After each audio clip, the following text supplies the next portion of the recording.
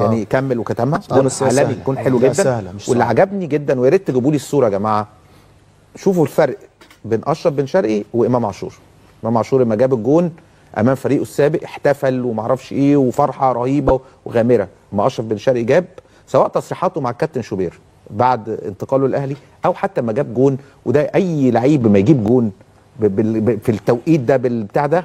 شوفوا يا جماعه، ادي اهو، ادي الراجل بيقول يعني بيقول تعليق بقى سيادتك على المباراه امبارح. ثاني واحد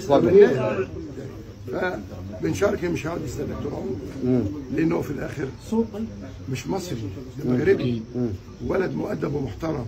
اقسم بالله ابن شرقي ما عمل تمن مشكله، هو ونجم والولد الثاني جينيسيس. لا لا سيبك في الرجاله، بتكلم عن حميد احمد ولا مشكله. بس اخلص. وكانوا يقولوا لي ايه؟ تمام. تعليق بقى سيادتك على المباراه امبارح. ثاني واحد بن شرقي مش هيقعد يستنى طول عمره، لانه في الاخر مش مصري، ده مغربي، ولد مؤدب ومحترم. اقسم بالله ابن شرقي ما عمل تمن مشكله، هو ونجم والولد الثاني جينيسيس. لا لا سيبك في الرجاله، بتكلم عن حميد احمد ولا مشكله. بس اخلص. وكانوا يقولوا لي ايه؟ كان احيانا ما انت محجوز عليك واي فلوس بتيجي بتخش لك على البنك اول الفلوس جبت خزنه كبيره حطيتها، فاشرف الدكتور اشرف قال لي لا خلاص ممدوح مش عايز. اول ما وديناها البنك خدها تمام. فالثلاثه يقولوا لي ايه؟ لو تاخرت شهر ولا شهرين، وده وارد، دول متاخرين 6 اشهر. المليونيرات انا برزي بايه؟ بقول له تروح في ايه وزفت الطين؟ ايه اللي انت عامله؟ ايه اللي انت عامله؟ ده نادي الزمالك ده بيدفع 100 مليون جنيه لهنادي. اسمه ايه الممثل الجميل ده المسيحي؟ كدواني. والبنت اللي اسمها اسلام جمال اللي تقعد تعمل كده تمام؟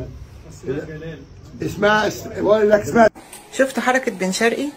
الراجل جاب جون رفع ايده ورفض يحتفل احتراما لجمهور الزمالك واحتراما للزمالك اللي قضى معاه وقت وصنع تاريخ ما بينهم، وفي نفس الوقت برضو جاب جون وعمل شغله ولعب وما تخاذلش عشان خاطر فريقه الجديد اللي هو الاهلي. شايفين الرقي والتعامل؟ احنا ما بنلومش على بن شرقي اللي هو راح الاهلي، هو حر يشوف مستقبله، محدش هيقدر يقول له روح ما تروحش. بس احنا ليه ما نبقاش كده؟ يعني ليه غاويين شطشطه وحرقان وبص يلا قيموا المشطشط وكهربا الحراق والحاجات دي كلها؟ ليه كلنا ما نتعاملش بالرقي ده ونبقى اخوات وحبايب وتبقى رياضه بس؟ بن شرقي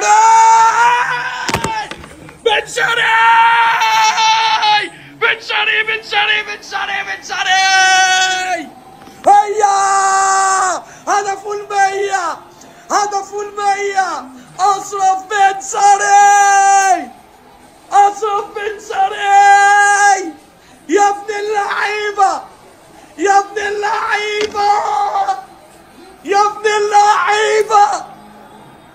هيا يا أشرف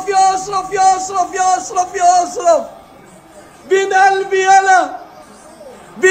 يلا في أول ظهور يلا يا ابن اللعيبة يخرب بيتك. هو أشرف بن شرقي لوحده في ال18 يعمل قلق. يا الله يا ولد يا جريديشاية بوم ودي ما ترجعش يا جدعان، يا ابن اللاعبة يا جريديشار يا وضع الرفعة يا ولا يا شرقي بيعرف ازاي يجيب جول. قال لهم انا هنا.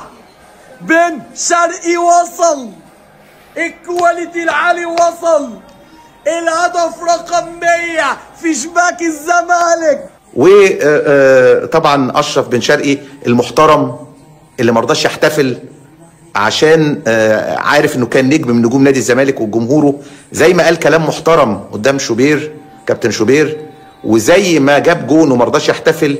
هي دي اللعيبه اللي جمهور الزمالك يقدرها حتى لو راحت للنادي الاهلي، لانه بيحترم العشره وبيحترم الايام الجميله اللي خلته نجم في الزمالك. جاب جون مرضاش يحتفل، فدي شيء جيد بالنسبه لاشرف بن شرقي. معلش يعني لقطة بن شرقي وهو ما احتفلش دي ما تعديش عادي يعني ما تعديش خلاص كده. ايه الاحترام ده يا جدعان؟ يعني انا قلت هيعدي كل حاجة ويحتفل ويجري زي الاهبل. تخيل الماتش 0-0 وهو ينزل بعد 5 دقايق ولا 10 دقايق يجيب جون. لا انت شفت امام عاشور عمل ايه اصلا لما جاب فينا جون؟ وقال لك انا زملكاوي. ده مغربي وقعد معانا ما قعدش معانا كتير. ده مغربي بس راجل محترم، راجل عنده اصل. تخيل ايه ده؟ ايه الانتماء ده يا جدعان؟ ايه ده؟ بيلعب بتيشيرت الاهلي ويرفض يحتفل قدام الزمالك. ده اكل عيشه، فاهم؟ هو ده الاعتراف فعلا. بس الفرق بينه وبين امام يبين لك الرخيص والغالي. الرخيص اللي هو امام عاشور اللي هو عمل كل حاجه عشان تزعل جماهير الزمالك، واللي احنا عملناه اصلا وكان هوا، كان دافع فلوس عشان يبقى عندنا. والغالي هو اشرف بن شرقي. لقطه بالنسبه لي من احلى لقطات الماتش بالرغم من الهدف جه في الزمالك، ولكن اشرف بن شرقي بيدي درس للجعان وبيثبت لنا ان ابن الاصول ما ينكرش خير وفضل مكان عليه، فضل مكان يعمل اسمه، فضل مكان يخليه موجود على الساحه، فضل مكان يخلي الجمهور يهتف باسمه في المدرجات. فرق كبير جدا بين بن شرقي والفعل اللي بن شرقي عمله بعد الهدف اللي جابه في الزمالك، والهدف ال100 لبن شرقي في تاريخه. يعني ده رقم عمره ما هينساه في حياته. هدفه ال100 كان قصاد الزمالك مع النادي الاهلي، وما بين حد كان جعان وبيفرح قطيع معين من الجمهور بحركات عبيطه وبافيهات وبلقطات، واخرتهم كلها بتوع اللقطات بتبقى معروفه. فشابول بن شرقي، زعلان منك بس بحبك. الراجل ده بيفضح امام عاشور. ركز كده على بن شرقي، في حاجه غريبه ما حدش خد باله منها. هو ليه بن شرقي عمل كده بعد الهدف؟ وشوفوا فضح امام عاشور ازاي بالانتماء المزيف. وركز على اخلاق بن شرقي مبدئيا كده يا جماعه. يعني بعد ما سجل الهدف بن شرقي وقف عمل ستوب كده، يعني ما حدش يجي يحتفل معايا ورفض الاحتفال. يعني بجد هنا بقى بيعطيك درس ان الراجل ده، يعني سيبك من ان الهدف ده رقم 100 في مسيرته في نادي الزمالك، ناديه السابق، اللي يعني اي حد غيره كان لف الملعب كله زي ما امام عاشور يعني سجل في الزمالك ولف الملعب كله وعمل الاحتفال ده والاحتفال ده، ولكن يعني نسي العشره القديمه. هنا بن شرقي عمل ستوب ورفض الاحتفال عشان من الاخر كده المحترم يحترم. ناديه القديم ما شافش من جمهوره اي حاجه غلط، وعشان كده انا بحب المحترم. انا كراجل اهلاوي فخور ان بن شرقي باخلاقه دي معايا. لكن امام عاشور لا، احب اقول لك لو رجع الزمالك تاني وسجل في الاهلي هيلف الملعب كله. شكرا. يعني كمل وكتمها جون عالمي، جون حلو جدا. واللي عجبني جدا ويا ريت تجيبوا لي الصوره يا جماعه، شوفوا الفرق بين اشرف بن شرقي وامام عاشور.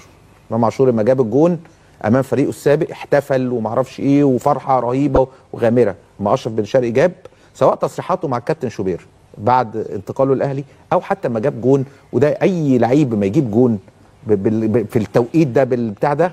شوفوا يا جماعه، ادي اهو، ادي الراجل بيقول يعني بيقول كانه بيقول لجمهور الزمالك يعني بشكل مبالغ. حاجه محترمه قوي قوي قوي. انت ايه رايك يا ياسر؟ حاجه تحترم دي، يعني التعليق ده حاجه محترمه وحاجه يعني ده لعيب كبير فعلا سلوكيا واسلوبه وطريقته. انا شايف وهو بيحتفل هيفرق مع الاهلي اكيد طبعا. النهارده ياسر ايه رايك في تصريحات بيسير؟ بص انا كلام في مدرب يدي طاقه ايجابيه. خلينا نتكلم على لقطه نخرج بره شويه الفنيات. ماشي. النهارده الراجل اشرف بن شرقي انا بشوف ان هو ادانا درس كده في كيفيه التعامل في مواقف، ويوري لك ان بني ادم عنده هو ستيبل. يعني ده لو عايز ياخد لقطه النهارده يعرف ياخد لقطه كويس قوي. حد تاني يقول لك لا هو خد لقطه، ان هو لا، هو لو عايز ياخد لقطه هيروح لجمهور الاهلي ويبوس الشعار ويعمل.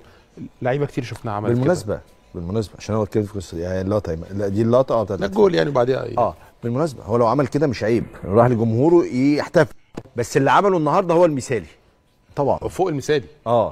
بص كريم، انا تاني او ثالث لمسه اللي بص الراجل رفع ايده لجمهور الزمالك وراح برضه في نفس الوقت جمهور الاهلي، اللي هو انا دلوقتي ده بيوري لك ان هو راجل بروفيشنال. صح. بص جمهور الزمالك طبعا زعلان يا كريم، خلينا نخرج بس وانا هكلمك يعني طبعا زعلان. يعني نخرج بره ان هو الراجل اعتذر خلاص. لكن لقطه زي دي تهدي الدنيا شويه. دي رساله بقى ان وارد ان لعيب من الاهلي يلعب في الزمالك والعكس ويسجل والعكس صحيح. لما ده يحصل ما ينفعش ان انت تخسر الجمهورين، لان في الاول وفي الاخر انت لعيب منتخب مصر. انا بكلمك هنا عن اللعيب المصري. على فكره اشرف بن شرقي ده راجل محترف، يعني معلش ليه لوم او حتى محترف، هو عايز لما يمشي برضه جمهور الزمالك بيستقبله بس خلاص. وحش انت كنا بنحبك وبتاع. فاهم. واحنا شفنا على فكره، خد بالك اللعيبه اتسرب صوره ان كان دونجا قاعد مع اشرف بن شرقي اول لما جه، وكانوا بيتغدوا او بيتعشوا مع بعض. فانا قصدي ان الدنيا سهله. النهارده اشرف بن شرقي موجود مع الاهلي عادي، الزمالك اتعادل. انا بشوف ان الناس بتقف شويه عند حاجات يا كريم، بتبقى الدنيا بس انا صعب بشوف الموضوع ليه علاقه بخروج اشرف بن شرقي من الزمالك. علاقته كانت كويسه بجمهور نادي الزمالك وعموما بس ده اقول لك على حاجه، ده الزعل يبقى اكبر وستيل الناس زعلانه. خد بالك في لقطه كده هقولها لك يا شاكر، جوه الشارع الزملكاوي او الناس بتفكر فيها، اشرف بن شرقي مربوط بذكريات حلوه قوي مع الزمالك.